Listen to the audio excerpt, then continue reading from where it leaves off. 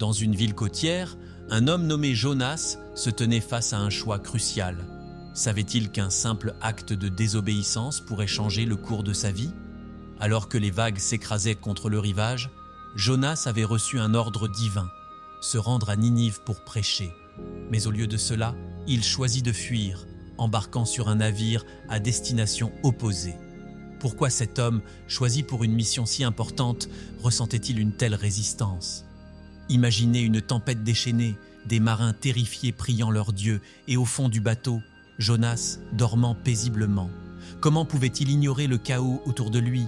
Les événements prenaient une tournure inattendue, et les marins découvrirent bientôt que Jonas était la clé de leurs problèmes. Mais que se passera-t-il quand il sera confronté à la réalité de sa désobéissance? Cette histoire nous rappelle que fuir nos responsabilités peut mener à des conséquences imprévues.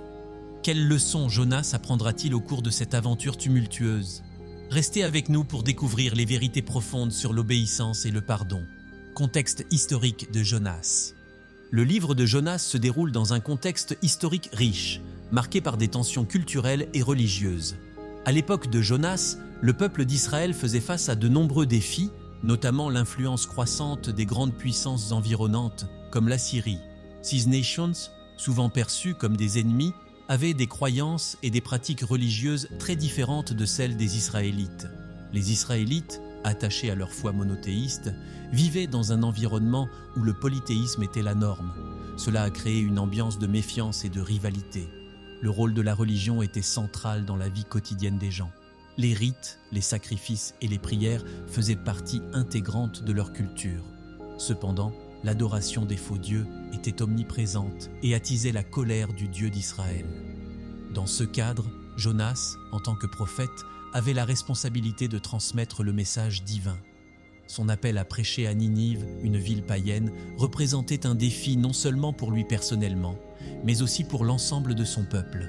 C'était l'occasion de montrer que la miséricorde de Dieu ne connaissait pas de frontières.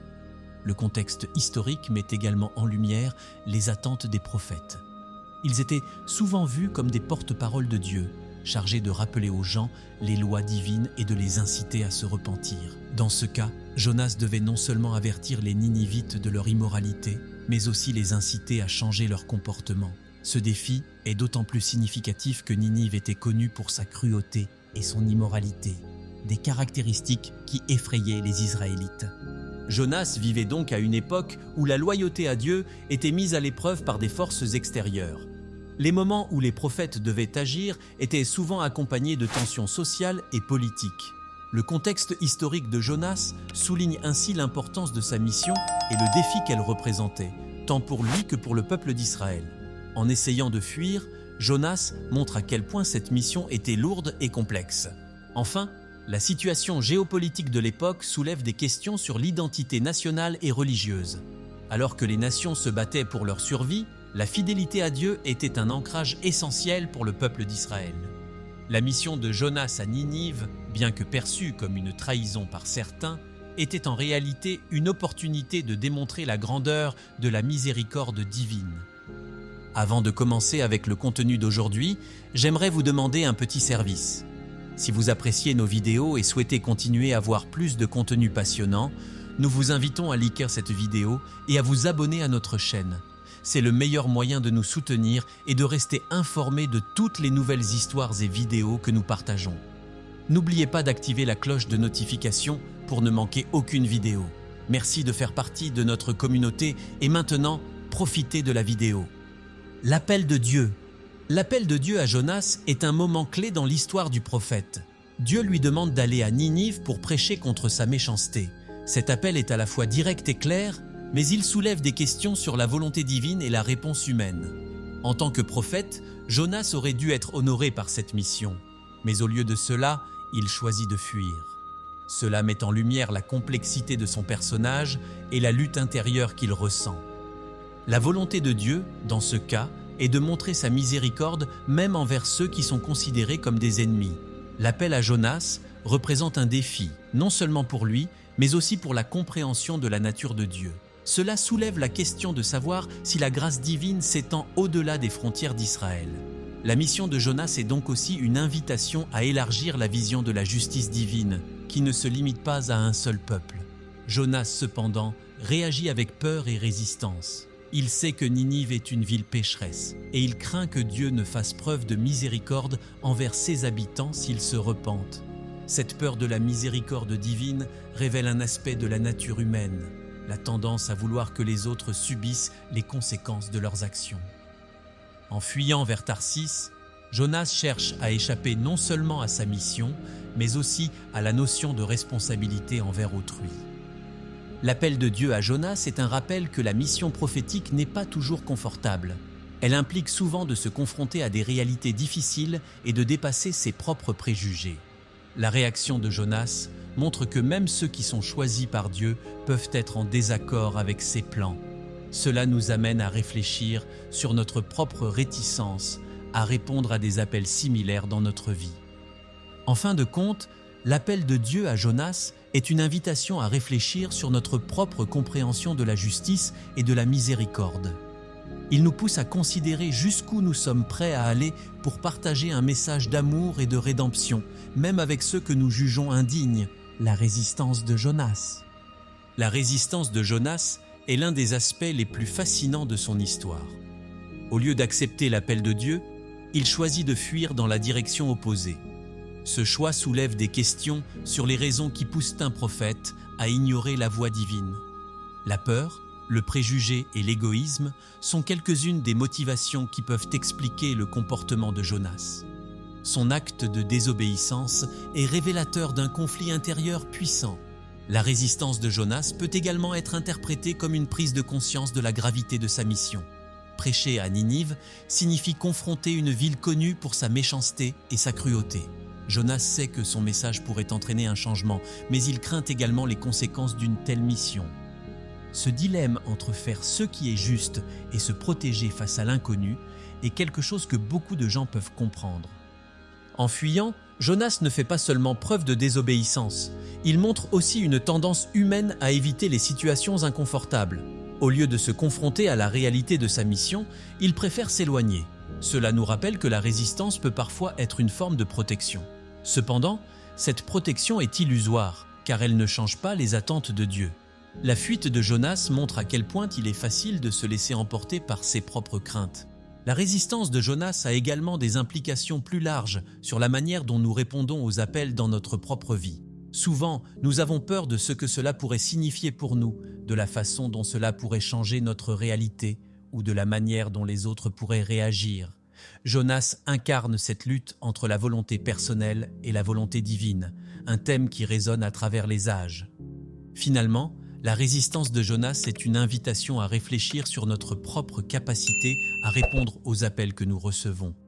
La peur et l'incertitude font partie du chemin, mais la véritable force réside dans notre capacité à surmonter ces obstacles et à agir selon ceux que nous croyons être justes, même lorsque cela nous met mal à l'aise. La tension entre la volonté personnelle et la volonté divine. La tension entre la volonté personnelle de Jonas et la volonté divine est au cœur de son récit. En tant que prophète, Jonas aurait dû être en accord avec les plans de Dieu, mais il choisit de suivre ses propres désirs. Cette lutte intérieure est universelle et résonne avec l'expérience de nombreuses personnes qui se trouvent à la croisée des chemins. Au fond, il s'agit d'une question de choix. Suivre ses propres aspirations ou se soumettre à un appel plus grand. Jonas représente l'être humain dans toute sa complexité. D'un côté, il connaît la volonté de Dieu et comprend ses implications. De l'autre, il ressent une forte aversion à l'idée de prêcher à Ninive. Cette aversion est alimentée par ses préjugés et son désir de protection. Il préfère se cacher derrière ses propres choix plutôt que d'accepter une mission qui pourrait le confronter à des réalités désagréables. Cette tension entre la volonté personnelle et divine n'est pas unique à Jonas. Elle est présente dans de nombreuses histoires de la Bible et dans la vie quotidienne de chacun.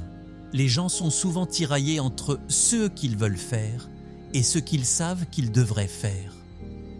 La résistance de Jonas souligne à quel point il est difficile d'agir en conformité avec nos valeurs lorsque cela implique de sortir de notre zone de confort. La volonté divine est souvent perçue comme un appel à la transformation. Pour Jonas, cela signifie non seulement prêcher à une ville pécheresse, mais aussi changer sa propre perception des autres. Accepter cette volonté nécessite du courage et de la foi. La lutte de Jonas devient ainsi un miroir de nos propres luttes. Nous sommes souvent confrontés à des moments où nous devons choisir entre notre confort personnel et un appel à faire le bien. En fin de compte, la tension entre la volonté personnelle et divine est un thème puissant qui traverse le récit de Jonas. Cela nous rappelle que la véritable croissance vient souvent de notre capacité à naviguer dans ces tensions et à choisir de répondre à des appels qui peuvent être difficiles, mais qui sont essentiels pour notre cheminement spirituel et personnel. Le sens de la tempête. La tempête qui se lève en mer est un moment crucial dans l'histoire de Jonas, symbolisant les conséquences de sa désobéissance. Alors qu'il tente de fuir sa mission, la mer devient agitée et les marins sont pris de panique. 6. Le rôle des marins. Lorsque Jonas a décidé de fuir sa mission divine, il n'a pas seulement mis sa propre vie en danger, mais il a également entraîné d'autres personnes dans son désastre. Les marins, qui naviguaient sur le même bateau, se sont retrouvés pris dans une tempête violente, conséquence directe de la désobéissance de Jonas. Ils étaient des hommes de mer expérimentés, mais face à cette tempête, ils ont été dépassés par les événements. Cela montre à quel point les actions d'une seule personne peuvent avoir des répercussions sur ceux qui l'entourent. Les marins ont tout essayé pour sauver leur navire. Ils ont jeté leur cargaison par-dessus bord, espérant alléger le bateau et apaiser la colère de la mer. Leur désespoir était palpable, et c'est à ce moment-là qu'ils ont commencé à prier chacun leur propre Dieu. Ils ont compris que cette tempête n'était pas ordinaire, mais que quelque chose de plus grand était en jeu. Cela nous rappelle que, même dans des situations désespérées, les gens cherchent souvent une connexion spirituelle, même s'ils ne croient pas nécessairement au même Dieu. Quand les marins ont découvert que Jonas était la cause de leur malheur, ils ont été confrontés à un dilemme. Devraient-ils le jeter à la mer pour sauver leur propre vie ? Le poids de cette décision était énorme. Ils ont d'abord essayé de ramer vers la terre, mais la tempête ne leur a pas permis. Finalement, ils ont prié, demandant pardon pour ce qu'ils allaient refaire. Ce moment souligne la compassion humaine, même envers un étranger, et montre que la vie et la mort sont souvent entrelacées dans des circonstances difficiles. La décision de jeter Jonas à la mer est un acte désespéré, mais aussi révélateur de la nature humaine. Les marins, qui ne connaissaient pas Jonas auparavant, se sont unis autour d'une cause commune, cherchant à sauver leur propre vie tout en reconnaissant la gravité de la situation. Ce geste a également des résonances spirituelles, car il montre que même ceux qui ne suivent pas le même chemin de foi peuvent être touchés par les conséquences des actions d'un autre. Au final, les marins ne sont pas restés indifférents à la situation. Après que Jonas a été jeté à la mer et que la tempête se soit apaisée, ils ont reconnu la puissance de Dieu et ont fait des offrandes. Cela démontre que même dans les moments de chaos, il y a des possibilités de transformation et de foi. Les marins sont devenus des témoins de la puissance divine, ce qui nous rappelle que tout le monde, même ceux qui semblent éloignés de la spiritualité, peut avoir une rencontre avec le divin. 7. La prière de Jonas. Quand Jonas se retrouve dans le ventre du poisson, il est confronté à une solitude profonde et à une introspection forcée. Dans cette obscurité, il commence à prier. Sa prière est un cri du cœur, une reconnaissance de son erreur et un appel à l'aide. Ce moment est crucial, car il ouvre une porte vers le repentir. Jonas réalise enfin la gravité de sa désobéissance et se tourne vers Dieu avec humilité. La prière de Jonas est un reflet de son état d'esprit. Il évoque des souvenirs de Dieu et des moments passés où il a reconnu sa grandeur.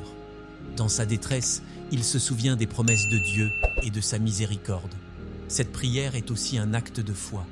Même dans le ventre d'un poisson, Jonas croit que Dieu peut l'entendre. Cela nous rappelle que, peu importe à quel point nous nous sentons perdus, il y a toujours une voie vers la rédemption. Jonas exprime son désespoir et son besoin de délivrance. Il décrit la profondeur de son chagrin et sa sensation d'être englouti par les eaux. Cette image symbolise le sentiment d'impuissance que nous pouvons ressentir dans nos propres vies. Cependant, la prière de Jonas n'est pas seulement une lamentation, elle est aussi une affirmation de sa foi. Il déclare que, même au fond de l'abîme, il se tournera vers Dieu. La réponse de Dieu à la prière de Jonas est immédiate. Le poisson le vomit sur la terre ferme, montrant ainsi que Dieu écoute ceux qui se repentent sincèrement. Cela démontre la nature miséricordieuse de Dieu, qui est toujours prêt à accueillir ceux qui reviennent à lui. La prière de Jonas est un puissant rappel de l'importance de la repentance et de la recherche de Dieu, même dans les moments les plus sombres. Enfin, la prière de Jonas nous enseigne que la communication avec Dieu ne doit pas être parfaite ou élaborée. Ce qui compte, c'est la sincérité du cœur. Même dans un endroit inattendu comme le ventre d'un poisson, nous pouvons nous tourner vers Dieu. C'est une leçon importante sur la nature de la prière et sur la manière dont Dieu est toujours accessible, peu importe où nous nous trouvons. 8. Le poisson comme instrument de salut. Le poisson dans l'histoire de Jonas est souvent perçu comme une punition, mais en réalité, il joue un rôle essentiel dans la rédemption de Jonas. En tant qu'instrument de salut, ce poisson représente une seconde chance. Au lieu de voir le poisson comme une prison, nous pouvons le considérer comme un espace de réflexion et de transformation. C'est dans ce ventre sombre que Jonas commence à comprendre la portée de sa désobéissance et son besoin de Dieu. Le poisson est aussi symbolique de la miséricorde divine. Au lieu de laisser Jonas périr dans la mer, Dieu lui envoie cet animal pour le sauver. Cela montre que même dans nos pires moments, Dieu a un plan pour nous. Il peut utiliser des circonstances inattendues pour nous guider vers un chemin de retour. Ce poisson devient ainsi un symbole d'espoir, illustrant que le salut peut surgir des endroits les plus inattendus. En outre, le fait que Jonas soit dans le ventre du poisson pendant 3 jours et 3 nuits a aussi une signification profonde. Cela fait écho à d'autres récits bibliques et symbolise la mort et la résurrection. Ce temps passé dans le ventre du poisson est une période de purification pour Jonas où il doit faire face à ses erreurs et se préparer à sa mission. Ce parallèle est souvent interprété comme une préfiguration de la résurrection de Jésus, soulignant le lien entre l'Ancien et le Nouveau Testament. Il est intéressant de noter que le poisson ne se contente pas de sauver Jonas, mais il le conduit également à une nouvelle compréhension. Jonas sort de cette expérience avec une foi renouvelée et une volonté de remplir sa mission. C'est un exemple puissant de la manière dont des expériences difficiles peuvent nous transformer et nous rapprocher de Dieu. Parfois, notre plus grand défi peut devenir notre plus grand atout spirituel. Finalement, le rôle du poisson dans l'histoire de Jonas enseigne que Dieu peut utiliser des moyens extraordinaires pour nous atteindre et nous sauver. Il nous rappelle que même les situations qui semblent négatives peuvent avoir un but divin. Le poisson devient ainsi un symbole de la grâce, de la rédemption et de l'amour inconditionnel de Dieu pour ceux qui se tournent vers lui. Nin, l'obéissance et la miséricorde de Dieu. L'histoire de Jonas est une puissante illustration de l'obéissance et de la miséricorde divine. Même si Jonas a choisi de désobéir au commandement de Dieu, ce dernier ne l'a pas abandonné. Au contraire, Dieu a fait preuve d'une grande miséricorde envers lui. Cela montre que malgré nos erreurs, Dieu est toujours prêt à nous accueillir et à nous offrir une seconde chance. La miséricorde de Dieu est inconditionnelle et dépasse nos attentes humaines. Quand Jonas finit par obéir et prêcher à Ninive, il découvre que la miséricorde de Dieu ne s'étend pas seulement à lui, mais aussi aux habitants de la ville. Lorsqu'ils entendent le message de Jonas, ils se repentent et cherchent à changer leur voie. Cela démontre que l'obéissance à Dieu peut avoir des effets bien au-delà de notre compréhension. La miséricorde de Dieu est un fil conducteur dans cette histoire, reliant les cœurs de ceux qui se tournent vers lui. Ce contraste entre la désobéissance de Jonas et la réponse positive des Ninivites met en lumière la profondeur de la miséricorde divine. Même un prophète en rébellion peut être utilisé par Dieu pour ramener d'autres à la repentance. Cela nous rappelle que notre valeur aux yeux de Dieu ne dépend pas de notre perfection, mais de notre disposition à nous repentir et à suivre son appel. L'obéissance de Jonas à la fin de l'histoire est également significative. Après avoir passé par tant d'épreuves, il comprend que Dieu a un plan plus grand que lui-même. Cela souligne l'importance de l'humilité et de la soumission à la volonté divine. Lorsque nous choisissons d'obéir à Dieu, même lorsque cela nous semble difficile, nous participons à la réalisation de son dessein. Enfin, l'histoire de Jonas nous enseigne que la miséricorde de Dieu est un appel à l'obéissance. En expérimentant la miséricorde dans sa propre vie, Jonas est appelé à la partager avec les autres. Cela nous rappelle que notre relation avec Dieu ne devrait pas se limiter à notre propre salut, mais s'étendre à ceux qui nous entourent. L'arrepentissement des Ninivites. Le peuple de Ninive a reçu un message puissant de la part de Jonas. un message qui leur a été transmis après une série d'événements dramatiques dans la vie de ce prophète.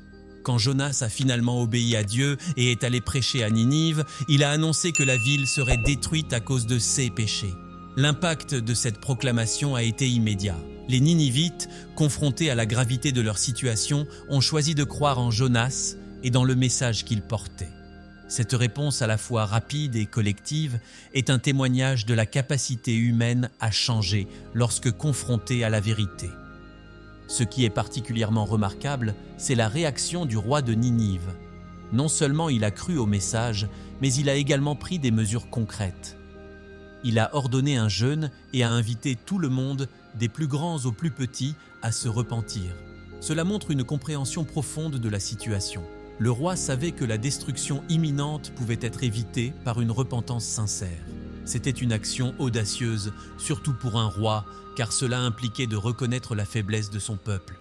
Le repentir des Ninivites n'était pas superficiel. Ils se sont vêtus de sacs, symbolisant leur chagrin et leur volonté de changer. Ce geste de pénitence a touché le cœur de Dieu, qui a vu leur sincérité. Ce moment souligne l'importance de l'humilité et de la contrition dans le processus de repentir. Les Ninivites ont compris qu'il ne s'agissait pas seulement de dire des mots, mais de changer leur manière de vivre, de tourner le dos à leurs anciennes pratiques et de se tourner vers Dieu. La réponse des Ninivites est également un exemple de la dynamique entre le jugement et la miséricorde divine. Dieu a vu leur transformation et a choisi de leur faire miséricorde en épargnant la ville de la destruction. Cela met en lumière que, peu importe l'ampleur des péchés, le repentir sincère peut toujours ouvrir la porte à la grâce. La réaction des Ninivites nous rappelle que le changement est toujours possible, même dans les circonstances les plus désespérées. Ce récit de l'arrepentissement de Ninive nous enseigne des leçons cruciales sur la nature humaine et la capacité de transformation. Il nous rappelle que la véritable repentance exige une action et un engagement, non seulement des paroles. Dans un monde où les promesses sont souvent rompues, l'exemple des Ninivites reste un modèle de ce que signifie retourner à Dieu avec un cœur sincère. La réaction de Jonas au repentir. Lorsque les Ninivites se sont repentis, la réaction de Jonas a été tout sauf celle que l'on aurait pu attendre d'un prophète de Dieu. Au lieu de célébrer la miséricorde divine et la conversion des pécheurs, Jonas a ressenti de la frustration et de l'amertume. Il avait prêché le jugement, et voir les Ninivites éviter la destruction semblait le contrarier. Cela soulève des questions sur les attentes de Jonas et sur la nature de son appel. Jonas avait tout sacrifié pour obéir à Dieu, mais il s'attendait à ce que son message entraîne une punition immédiate pour les Ninivites. Au lieu de cela, il a été témoin de leur repentance et de la grâce que Dieu leur a accordée. Cette situation met en évidence un conflit intérieur chez Jonas, une lutte entre son désir de voir justice rendue et la miséricorde que Dieu a choisi d'exercer. Il est facile de se sentir frustré lorsque nos attentes ne correspondent pas à la réalité, et c'est exactement ce que ressent Jonas. La réaction de Jonas nous montre également que même ceux qui sont appelés par Dieu ne sont pas exempts de doutes et de ressentiments. Il avait une vision étroite de la justice et de la miséricorde, croyant que certaines personnes ne méritèrent pas la grâce. Cela nous rappelle que chacun d'entre nous peut parfois avoir des préjugés sur qui mérite ou non le pardon. La lutte de Jonas est un reflet de nos propres luttes avec la compassion et le jugement. Ce chapitre de la vie de Jonas nous invite à réfléchir à notre propre réaction face à la grâce. Sommes-nous capables de nous réjouir du pardon accordé aux autres, même à ceux que nous jugeons indignes ? La miséricorde de Dieu est un don qui ne devrait pas être limité par nos propres préjugés. La réponse de Jonas nous pousse à examiner notre cœur et à envisager comment nous pourrions réagir face à des situations similaires. En somme, la réaction de Jonas face au repentir des Ninivites nous offre une vision poignante de la complexité des émotions humaines. Elle souligne que la vraie obéissance à Dieu peut parfois être difficile, surtout lorsque cela va à l'encontre de nos attentes. Cela nous rappelle que la grâce de Dieu est illimitée, même si nous avons du mal à l'accepter pour les autres. Leçon sur l'obéissance. L'histoire de Jonas est riche en leçons sur l'obéissance. Tout au long de son parcours, nous voyons comment la désobéissance initiale de Jonas a conduit à des conséquences dramatiques. Au lieu de suivre le commandement de Dieu, il a choisi de fuir, ce qui lui a valu une série d'épreuves, y compris d'être avalé par un grand poisson. Cela démontre que l'obéissance n'est pas simplement une question de conformité, mais un acte de foi qui peut nous épargner de difficultés inutiles. La trajectoire de Jonas nous enseigne que l'obéissance à Dieu est souvent accompagnée de défis. Obéir à l'appel divin peut nous mener sur des chemins imprévus, mais ces chemins peuvent également être les plus gratifiants. Jonas a finalement appris que la volonté de Dieu est toujours meilleure que nos propres plans. Ce changement de perspective est essentiel pour quiconque cherche à vivre une vie de foi authentique. Une autre leçon importante à tirer de l'expérience de Jonas est le pouvoir du repentir. Après avoir désobéi, Jonas a eu l'occasion de se tourner vers Dieu et de demander pardon. Cette démarche montre que l'obéissance ne signifie pas être parfait, mais être prêt à revenir sur ses pas et à corriger ses erreurs.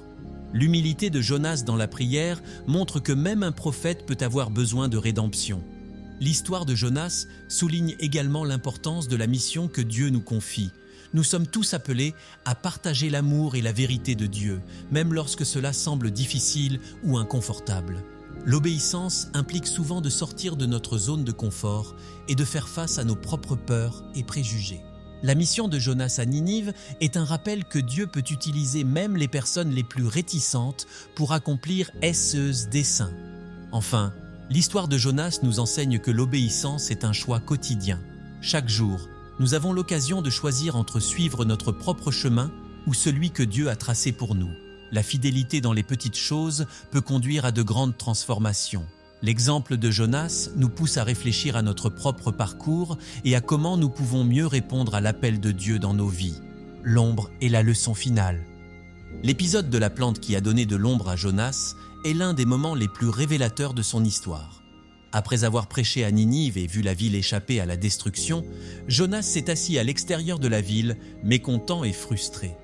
C'est alors qu'une plante a poussé pour lui offrir de l'ombre, et Jonas en était ravi.